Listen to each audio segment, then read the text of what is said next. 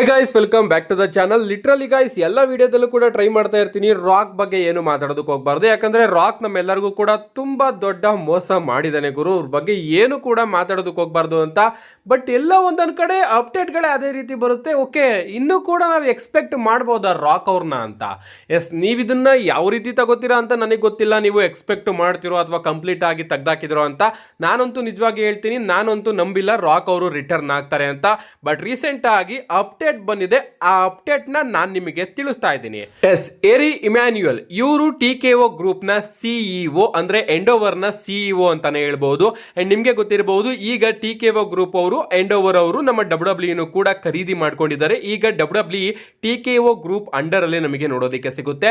And ಈ ನಮ್ಮ TKO group ನ CEO ಇದರಲ್ಲ, ಎರಿ ಇಮ್ಯಾನ್ಯುಯಲ್, ಇವರು ರಾಕ್ ಅವರ ಅಪ್ಪಟ ಫ್ರೆಂಡ್. ಅಂದ್ರೆ ಇಬ್ರು ಕೂಡ ತುಂಬಾನೇ ಫ್ರೆಂಡ್ಶಿಪ್ ನ ಹೊಂದಿದ್ದಾರೆ. ಅಂಡ್ ನಮ್ಮ ರಾಕ್ ಆಗ ಇವರು ತುಂಬಾನೇ ಟೈಮ್ ನಮಗೆ ಜೊತೆಯಲ್ಲಿ ನೋಡೋದಕ್ಕೆ ಸಿಕ್ಕಿದ್ದಾರೆ. ಅಂಡ್ ನಮ್ಮ ರಾಕ್ ಅವರು ಟೆಲಿವಿಷನ್ ಅಲ್ಲೂ ಕೂಡ ಎರಿ ಇಮ್ಯಾನ್ಯುಯಲ್ ಅವರ ನೇಮ್ ನ ಮೆನ್ಷನ್ ಮಾಡಿದ್ದಾರೆ, ಇವನು ನನ್ನ ಫ್ರೆಂಡು ಅಂತ.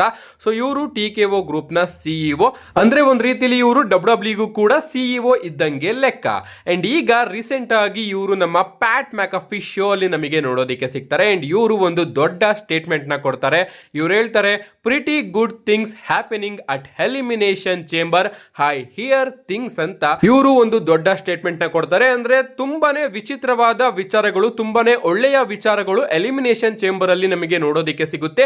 ಅಂಡ್ ನಾನು ಕೂಡ ಸ್ವಲ್ಪ ವಿಚಾರಗಳನ್ನ ಕೇಳಿದೀನಿ ಅಂತ ಇವರು ನಮ್ಮ ಪ್ಯಾಟ್ ಮ್ಯಾಕಫಿ ಅವರ ಶೋ ಅಲ್ಲಿ ರಿವೀಲ್ ಮಾಡ್ತಾರೆ. ಅಂಡ್ ಅದಕ್ಕೆ ನಮ್ಮ ಪ್ಯಾಟ್ ಮ್ಯಾಕಫಿ ಅವರು ಹೇಳ್ತಾರೆ, ಹೌದಾ, ಹಾಗಾದ್ರೆ ನೀವು ಕೂಡ ಕ್ರಿಯೇಟಿವ್ ಡಿಸಿಷನ್ ನ ತಗೊಳ್ತಾ ಇದ್ದೀರಾ WWE ಅಲ್ಲಿ ಅಂತ ಕೇಳಿದಾಗ, ಇಲ್ಲ ನಾನು ಅದ್ರ ಬಗ್ಗೆ ತಲೆ ಕೆಡಿಸ್ಕೊಳ್ಳೋದಿಲ್ಲ, ಬದಲಿಗೆ ಅಲ್ಲಿ ಯಾವ ವಿಚಾರಗಳು ನನ್ನ ಕಿವಿಗೂ ಕೂಡ ಬೀಳ್ತಾ ಇರುತ್ತೆ. ಅಫ್ಕೋರ್ಸ್ ನಾನು ಓನರ್ ಅಲ್ವಾ, ಅದಕ್ಕೋಸ್ಕರ ಅಲ್ಲಿ ಏನಾಗುತ್ತೆ ಅನ್ನೋದು ನನಗೂ ಕೂಡ ಗೊತ್ತಿರುತ್ತೆ, ಅದನ್ನ ನಾನು ಇಲ್ಲಿ ನಿಮಗೆ ಹೇಳ್ತಾ ಇದ್ದೀನಿ. ಅಂಡ್ ಎಲಿಮಿನೇಷನ್ ಚೇಂಬರ್ ಅಲ್ಲಿ ತುಂಬಾನೇ ಗುಡ್ ವಿಚಾರಗಳು ನಿಮಗೆ ನೋಡೋದಕ್ಕೆ ಸಿಗುತ್ತೆ, ಯಾರು ಕೂಡ ಮಿಸ್ ಮಾಡ್ಕೋಬೇಡಿ ಅಂತ ನಮ್ಮ ಎರಿ ಇಮ್ಯಾನ್ಯುಯಲ್ ಅವರು ಒಂದು ಸ್ಟೇಟ್ಮೆಂಟ್ ನ ಕೊಡ್ತಾರೆ. ಅಂಡ್ ಈಗ ರೂಮರ್ಸ್ ಗಳು ಬರೋದಕ್ಕೆ ಶುರು ಆಗುತ್ತೆ. ಪ್ರಾಬಬ್ಲಿ ಇಲ್ಲಿ ನಮಗೆ ರಾಕ್ ಅವರ ರಿಟರ್ನ್ ನೋಡೋದಕ್ಕೆ ಸಿಗಬಹುದು. ಇವರು ಹಾಗೆ ರಾಕ್ ಅವರು ಫ್ರೆಂಡ್ಸು. ಅಂಡ್ ನಮ್ಮ ರಾಕ್ ಅವರು ಕೂಡ TKO ಗ್ರೂಪ್ ನ ಸ್ಟಾಕ್ ಹೋಲ್ಡರ್. ಸೊ ನಮ್ಮ ರಾಕ್ ಅವರು ಕೂಡ ತನಿಗೆ ಬೇಕಾದಂಗೆ ಸ್ಟೋರಿನ ಬದಲಾವಣೆ ಮಾಡಬಹುದು.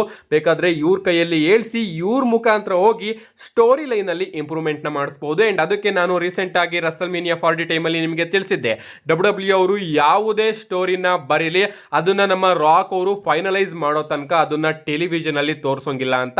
ಅಂದ್ರೆ ನಮ್ಮ ರಾಕ್ ಅವರ ಸ್ಟೋರಿನ ಒಂದ್ ರೀತಿ ಅವರೇ ಹೋಗಿ ಫೈನಲೈಸ್ ಮಾಡ್ತಾರೆ.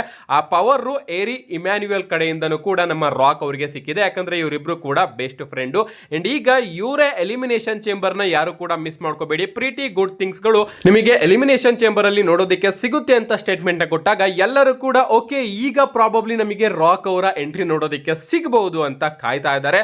ನಾನು ಮುಂಚೆನೆ ಹೇಳಿದ್ದೀನಿ, ಈಗಲೂ ಕೂಡ ಹೇಳ್ತಾ ಇದ್ದೀನಿ, ಇದನ್ನ ನೀವು ಯಾರು ಕೂಡ ನಂಬೋದಕ್ಕೆ ಹೋಗ್ಬೇಡಿ. ಅಪ್ಡೇಟ್ ಬಂದಿದೆ, ಇದನ್ನ ಅಪ್ಡೇಟ್ ರೀತಿನೇ ತಗೊಳ್ಳಿ. ನಾನು ಬರ್ತಾರೆ ಅಂತ ಕನ್ಫರ್ಮ್ ಆಗಿ ಹೇಳ್ತಾ ಇಲ್ಲ, ಇವನ್ ನಾನು ಕೂಡ ಅನ್ಕೊಂಡಿದ್ದೀನಿ ರಾಕ್ ಅವರು ರಸಲ್ಮೇನಿಯಾಗೆ ಬರೋದಿಲ್ಲ ಅಂತ. ಬಟ್ ಅಪ್ಡೇಟ್ಗಳು ಈಗ ಈ ರೀತಿ ಬರೋದಕ್ಕೆ ಶುರು ಆಗಿದೆ. ಅಂಡ್ ಎಲಿಮಿನೇಷನ್ ಚೇಂಬರ್ ಬಗ್ಗೆ ಮಾತಾಡೋದಾದ್ರೆ ನಿಮಗೆ ಗೊತ್ತಿರಬಹುದು, ಟೊರಾಂಟೊ ಕೆನಡಾದಲ್ಲಿ ನಮಗೆ ಈ ಬಾರಿಯ ಎಲಿಮಿನೇಷನ್ ಚೇಂಬರ್ ನೋಡೋದಕ್ಕೆ ಸಿಗ್ತಾ ಇದೆ. ಸ್ಟೇಡಿಯಂ ಇವೆಂಟ್ ಅಂತಾನೆ ಹೇಳ್ಬಹುದು. ಅಂಡ್ ಸ್ಟೇಡಿಯಂ ಇವೆಂಟ್ ಆಗೋದ್ರಿಂದ WWE ಅವರು ಎಲಿಮಿನೇಷನ್ ಚೇಂಬರ್ ನ ತುಂಬಾ ದೊಡ್ಡದಾಗೇನೆ ಬುಕ್ ಮಾಡ್ತಾ ಇದ್ದಾರೆ. ಅಂಡ್ ಈಗಾಗಲೇ ಬಿಗ್ಗೆಸ್ಟ್ ಎಲಿಮಿನೇಷನ್ ಚೇಂಬರ್ ಮ್ಯಾಚ್ ಕೂಡ ನಮಗೆ ಈ ಬಾರಿಯ ಎಲಿಮಿನೇಷನ್ ಚೇಂಬರ್ ಒಳಗಡೆ ನೋಡೋದಕ್ಕೆ ಸಿಗ್ತಾ ಇದೆ. ಅದರಲ್ಲಿ ಈಗಾಗಲೇ ನಮ್ಮ ಜಾನ್ಸನ್ ಅವರು ಕೂಡ ಕ್ವಾಲಿಫೈ ಆಗಿದ್ದಾರೆ, ನಮ್ಮ ಡ್ರೂ ಮ್ಯಾಕೆಂಟೈರ್ ಅವರು ಕೂಡ ಕ್ವಾಲಿಫೈ ಆಗಿದ್ದಾರೆ.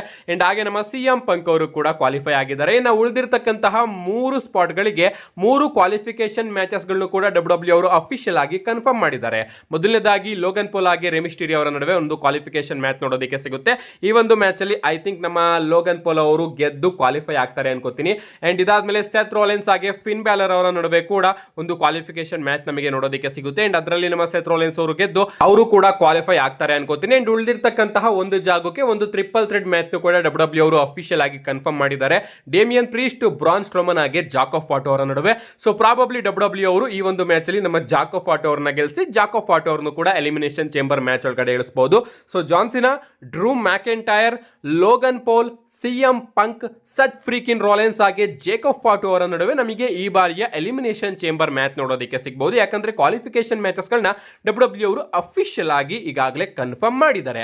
ಹಾಗಾದ್ರೆ ಇಲ್ಲಿ ರಾಕ್ ಅವ್ರು ಹೆಂಗ್ ಬರ್ತಾರೆ ಗುರು? ರಾಕ್ ಅವರ ಇನ್ವಾಲ್ವ್ಮೆಂಟ್ ನಮಗೆ ಹೆಂಗ್ ನೋಡೋದಕ್ಕೆ ಸಿಗುತ್ತೆ ಅಂತ ನೀವೇನಾದ್ರೂ ಕೇಳಿದ್ರೆ ಗೈಸ್, ಪ್ರಾಬಬ್ಲಿ ನಮ್ಮ ಸೋಲೋ ಸಿಕೋವಾ ಅವರ ಇಂದ ನಮ್ಮ ರಾಕ್ ಅವರು ನಮಗೆ ನೋಡೋದಕ್ಕೆ ಸಿಗಬಹುದು. ಎಸ್, ನಿಮಗೆ ಗೊತ್ತಿರಬಹುದು ಸ್ಮ್ಯಾಕ್ ಡೌನ್ ನಲ್ಲಿ ನಮಗೆ ಸೋಲೋ ಸಿಕೋವಾ ಅವರ ರಿಟರ್ನ್ ನೋಡೋದಕ್ಕೆ ಸಿಕ್ಕಿದೆ.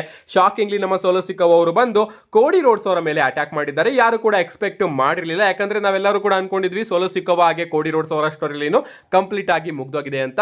ಸೊ ಸಡನ್ ಆಗಿ ಡಬ್ಲ್ಯೂ ಅವರು ಈ ಒಂದು ಆಂಗಲ್ ನ ತಗೊಂಡು ಬಂದಿದ್ದಾರೆ. ನಮ್ಮ ಕೋಡಿ ರೋಡ್ಸ್ ಅವ್ರಿಗೂ ಕೂಡ ಎಲಿಮಿನೇಷನ್ ಚೇಂಬರ್ ಒಂದು ದೊಡ್ಡ ಇವೆಂಟ್, ಅಲ್ಲಿಗೆ ಒಂದು ಫ್ಯೂಡ್ ಬೇಕಾಗಿತ್ತು, ಅದಕ್ಕೋಸ್ಕರ ಡಬ್ಲ್ಯೂ ಅವರು ಸೋಲೋ ಸಿಕೋವಾ ಅವ್ರನ್ನ ತಂದಿದ್ದಾರೆ ಅಂತ ಕಳೆದ ವಿಡಿಯೋದಲ್ಲೇ ತಿಳಿಸಿದ್ದೆ.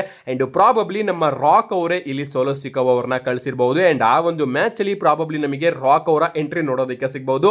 ಇನ್ನೂ ಗೊತ್ತಿಲ್ಲ ಡಬ್ಲ್ಯೂ ಅವರು ಇದನ್ನೆಲ್ಲ ಯಾವ ರೀತಿ ಪ್ಲಾನ್ ಮಾಡ್ತಾರೆ ಅಂತ. ಸಿಕ್ಕಾಪಟ್ಟೆ ಮಿಕ್ಸ್ ಮಸಾಲಾ ರೀತಿ ನಮಗೆ ನೋಡೋದಕ್ಕೆ ಸಿಗ್ತಾ ಇದೆ, ಯಾರಿಗೆ ಗೊತ್ತು ಗೈಸ್. ಅಂಡ್ ಬ್ಯಾಡ್ ಬ್ಲಡ್ ಅಲ್ಲಿ ನಮ್ಮ ರಾಕ್ ಅವರು ಎಂಟ್ರಿ ಕೊಟ್ಟಾಗ ನಮ್ಮ ಸೋಲೋ ಸಿಕೋವಾ ಅವರು ಹೇಳಿದ್ರು ಇದೆಲ್ಲದೂ ಕೂಡ ಪ್ಲಾನ್ ಮುಖಾಂತರನೇ ಆಗ್ತಾ ಇದೆ ಅಂತ.